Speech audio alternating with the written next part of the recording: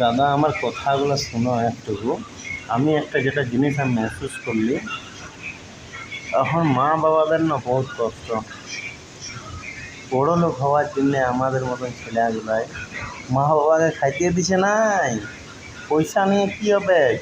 আমরা ধরে নাও দুটা বেটা, চারটে বেটা, পাঁচটা বেটা জোটা আছি, মা বাবাকে কি খেতে দিয়ে পারা যাবে নাই? কিন্তু মা বাবার কি গলতি? নিশ্চয়ই কোনো না কোনো ভুল আছে। মা বাবাদেরকে বুঝতে হবে যে খাইতে পারছে নাই।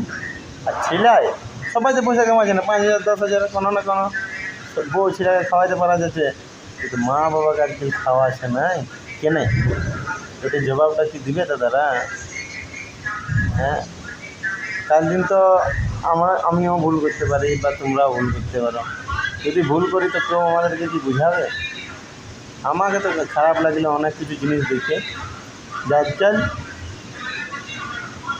এত এত ছেলে থাকতেও কারো দুটা বেটা, কারো তিনটে বেটা, কারো পাঁচটা বেটা, কারো চারটে বেটা, কারো একটা বেটা, কিন্তু সব করতে পারছে, মদ খেয়ে নিচ্ছে, সব করে নিচ্ছে, কিন্তু মা বাপকে খাইতে দিতে পারা যাচ্ছে না।